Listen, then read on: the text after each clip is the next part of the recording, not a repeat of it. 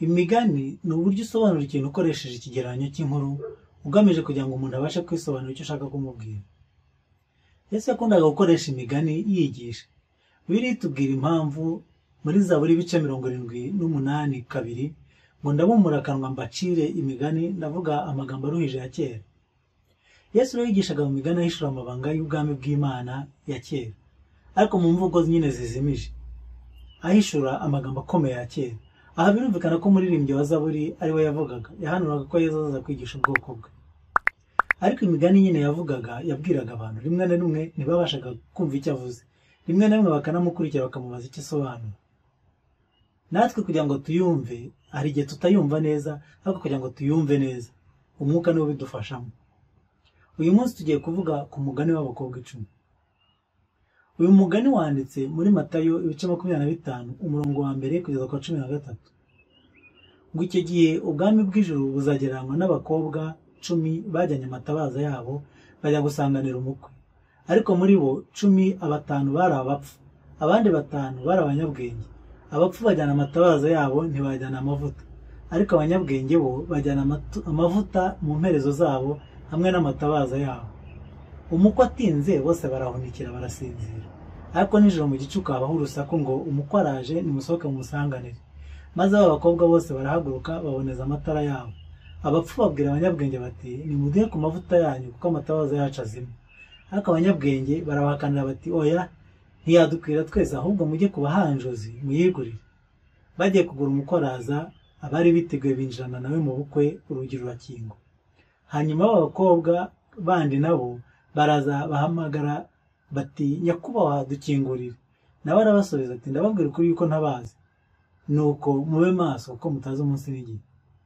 Akenshi iyo basobanura bagarukira hano nyine kuri uyu murongo, ukumva nicyo gisobanuro nyine ngo mube maso kuko mutazi umunsi n'igihe. Yego nibyo, ariko harimo ibintu hano dushobora kongera tugasobanura. Hano icy'ingenzi kivugwamo ni iki: hari umukwe, hari abakobwa bagiye kumusanganira barimo 5 b'abapfu n'abandi 5 b'abanyabwenge. Uwo mukwe rero bavuga hano ni Yesu azagaruka aje gutwara itorero rye. Umugeni we ni itorero rye nyine. Tubisoma mu Byahishuwe ibice 19:7. Abo bakobwa bamutegereje nibo yasezeranyije kugaruka, baramutegereje nyine. Ariko hano byumvikane neza, n'abategereje. Abatamutegereje ko azagaruka bo ntibarimo. Muri abo mutegereje nabo harimo ibice bibiri, harimo abanyabwenge b'umutima, hakabamo n'abapfu b'abapfayongo nyine. Hanyuma icyo nshaka ko dutindaho hano ni amatabaza cyangwa se amatara n'amavuta yayo, kugira ngo ayo matara akomeze kwaka atanga umucyo. Reka duhere ku matara. Kugira ngo twumve amatara yariyo, reka turebe izindi ngero Yesu yagiye akoresha avuga amatara n'umucyo amatara atanga. Yesu ubwe atubwira ko ari umucyo w'isi. Muri Yohani wa mbere igice 1:5 ngo ubu nibwo butumwa twumvise buvuye kuri we, tukabubabwira yuko Imana ari umucyo kandi muri yo hatarimo umwijima na muke. Muri Yohani kandi igice 1:4-5 ngo muri we harimo ubugingo, ngo kandi ubwo bugingo bwari umucyo w'abantu. Uwo mucyo uvira mu mwijima, ariko umwijima ntiwawumenya. Yesu rero ni umucyo waje mu isi ngo atumurikire, atuvane mu mwijima, nk'uko nawe ubwe abyivugira ngo ni njye mucyo w'isi, umurikira ntazagenda mu mwijima na hato, ahubwo azaba afite ubugingo, azaba afite umucyo w'ubugingo. Tubisoma muri Yohani ibice 8:12. Itara cyangwa se itabaza nk'uko twabisomye ritanga umucyo, umucyo ukaboneshereza abari mu mwijima. Yesu kandi atwigisha ko abamukurikiye turi umucyo w'isi, yatugize umucyo w'isi nyine, adusobanurira n'ikitugira umucyo icyo ari cyo. Tubisomye muri Matayo ibice 5:14-16 ngo muri umucyo w'isi, umudugudu wubatse mu mpinga y'umusozi ntubasha kwihisha. Nta bakongeza itara ngo baritwikirize intonga, ahubwo barishyira ku gitereko cyaryo rikamurikira abari mu nzu bose. Yadushyize nyine aho twitegerezwa ku gitereko cy'itara, aho nyine abantu batureba tugomba kubera icyitegerezo tugatanga umucyo.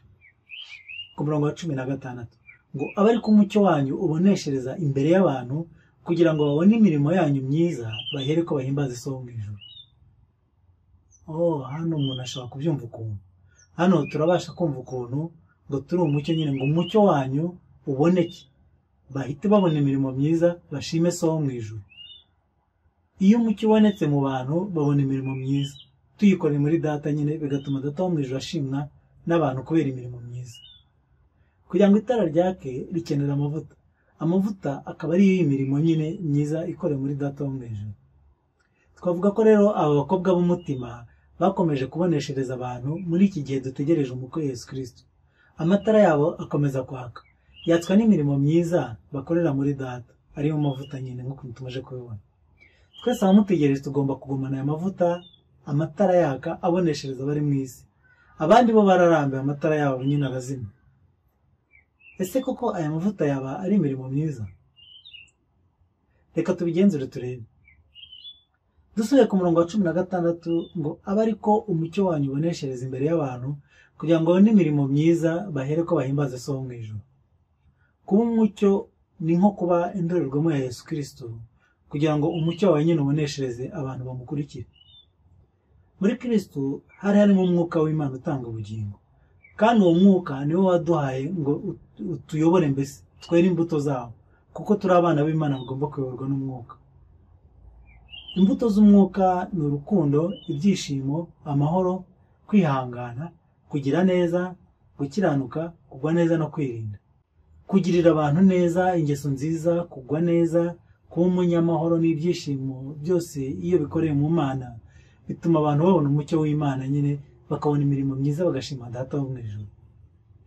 Icyitonderwa ariko, iyi mirimo myiza nubwo ikorerwa abantu, igomba gukorwa mu buryo abayikorewe badashima wowe, ahubwo bagashima So wo mu ijuru kugira ngo ahimbazwe. Nuyikora mu buryo bwo kugira ngo bagushime, ishimwe niwe rizajyaho. Ubwo nicyo gihembo cyawe nyine mu ijuru, nta gihembo uzabona. Muri Matayo ibice 6 Yesu arabidusobanuriye neza, aratwihanangiriza, aduhana kugira ubuntu twishimisha ngo abantu turebe ko turi beza. Atubuza kudasenga twiyerekana n'ibindi byose twakora ngo abe ari twe dushimwa n'abantu aho gushima Imana. Ati nibashima wowe nta ngororano uzabona mu ijuru. Muri Matayo ibice 5 kandi Yesu atwereka abahiriwe abaribo, atuvuga ngo hahirwa ab'imitima iboneye kuko bazabona Imana. Urumva umutima uboneye ugarutsemo. Ngo hahirwa abagwa neza kuko bazahabwa isi. Hahirwa abanyembabazi kuko bazazigirirwa. Hahirwa abakiranuka kuko bazitwa abana b'Imana. Hahirwa ngira ngo ni 80 ivuga hahirwa. Nta gushidikanya ko imirimo myiza ari amavuta itara ryacu rikeneye kugira ngo ritange umucyo umwuva ko Imana uboneshereza abantu bo mu isi, nuko abantu bashima Imana banayiyoboke. Mbese nk'uko imirimo myiza ya Kristo yatuboneshereje ikera imbuto z'umwuka muri twe, niko natwe dukwiriye kuboneshereza isi. Abakobwa 10 ni twebwe abategereje ko umukwe Yesu Kristo agaruka, ariko bamwe muri twe nta mavuta ahagije bafite. Barategereje, bararambirwa, umucyo wabo uri kubazimiraho, kandi rero ntabwo biteguye. Nadutungura bazasanga amavuta yabo yashize kandi ntibyemerewe kuyagabana. Twigeze kuvuga umurongo mu Byahishuwe ibice 19 umurongo wa 7 udusobanura mbese ukuntu Yesu ari umukwe, none itorero rye rikaba n'umugeni we. Ariko hari n'umurongo bavugamo ngo imirimo myiza. Reka tujye kuhasoma. Ibyahishuwe ibice 19 umurongo wa 7 kugeza kwa 8 ngo tunezerwe twishime tuyihimbaze, kuko ubukwe bw'umwana w'intama busohoye, umugeni we akaba yiteguye, kandi ahawe kwambara umwenda w'igitare mwiza urabagirana utanduye.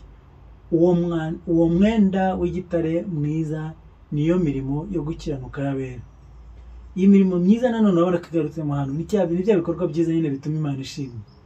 Umutima uboneye, umutima w'impuhwe, umutima ugira neza, ukiranuka, mbese umutima ufite imbuto z'umwuka, ko tuyobowe n'umwuka. Igihamya cya nyuma rero ko amavuta ariyo mirimo myiza, ariko ikorewe nyine muri Data wo mu ijuru kugira ngo abe ari ushimwe. Yesu yabidusobanuriye nanone muri Matayo 25 umurongo wa 31 kugeza ku 46, asobanura uko azaza guciraho isi iteka. Ngo azaza atugabanyemo ibice bibiri, intama zishyira iburyo, ihene zishyira ibumoso. Nangiza abwira intama ati mwebwe muze mu bwami bw'ijuru, kuko bwabateguriwe mbese mu ntangiriro. Ngo kuko nari nshonje muramfungurira, nari mfite inyota mu icyo kunywa, ndi umushyitsi murancumbikira, nari nambaye ubusa muranyambika, nari ndwaye muransura, ngo nari no mu nzu y'imbohe muza kundeba. abo nibo bazajya mu bugingo buhoraho, abatabikoze nyine bazajya mu ihaniro ry'iteka. Umwanzuro rero twavuga ko umugeni ari Yesu nyine dutegereje twese. Abakobwa bamutegereje ni itorero rye nyine rimutegereje ko azagaruka, ariko rifite amatabaza agomba guhora amurikira abantu. Amavuta yayo ni imirimo myiza ikorerwa imbere y'abantu kugira ngo hahimbazwe Data wo mu ijuru, kuko bayobowe n'umwuka.